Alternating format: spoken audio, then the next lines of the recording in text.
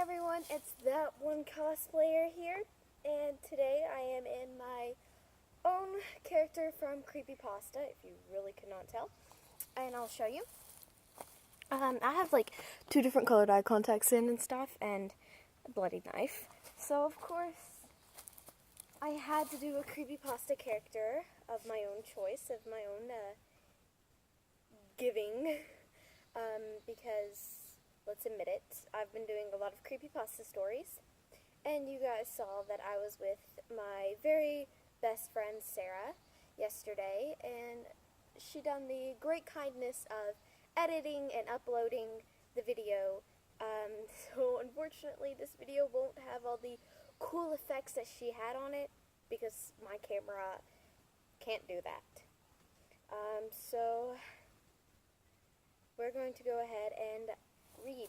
So I'm going to read a story, and it's called Tap Tap Tap Tap Tap, and this is supposed to be a really scary story for Halloween. So of course it has to be at least a little bit scary, right?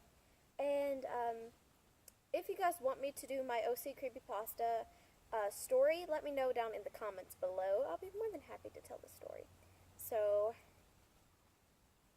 we're going to tell the story. I will tell you a story about something terrible that happened one Halloween. This story is true, so they say, and it made my hair stand on end just to hear it. It all happened many years ago in my town, which at the time was just a little town between the mountains of Catalonia, Spain.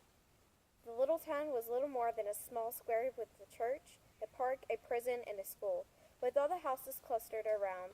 The town was very proud of their school since it had been voted the best school in Providence.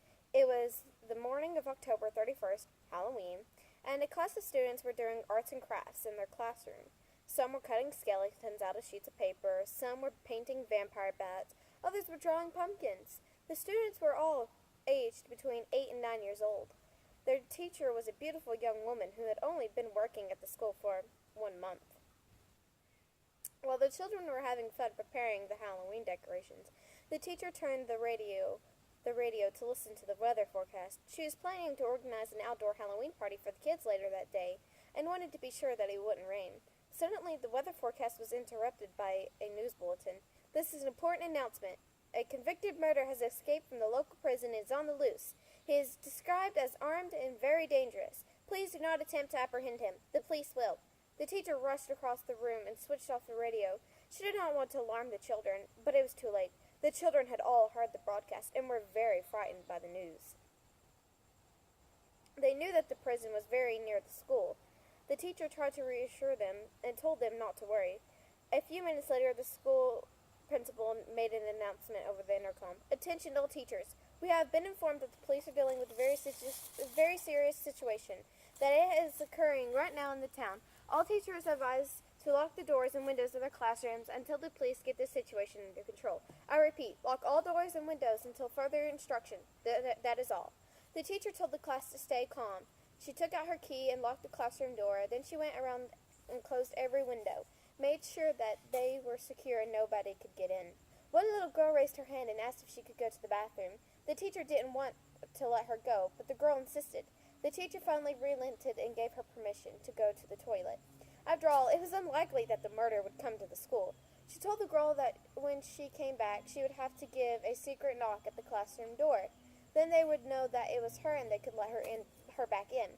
The code was 3 taps and 2 scratches. Tap, tap, tap, scratch, scratch. The girl left to go to the bathroom, and the teacher locked the door behind her. To take the children's minds off the scary situation, she started telling stories. After 20 minutes had passed and the girl still had not returned, the teacher began to get worried. What's taking her so long? She wondered out loud.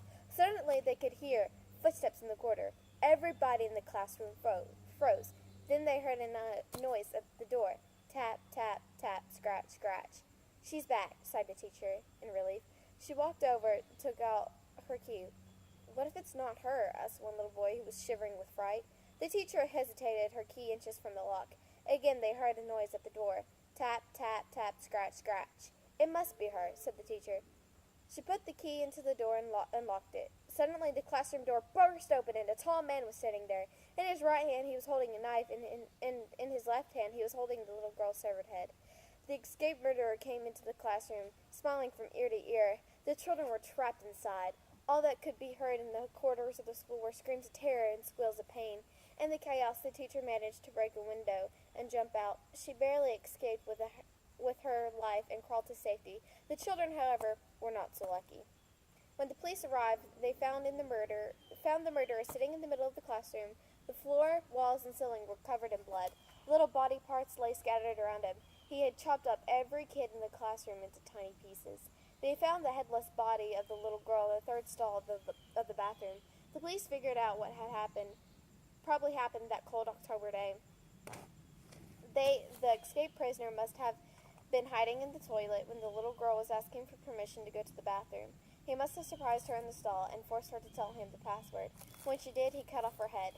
Today, the teacher is in a psychiatric hospital.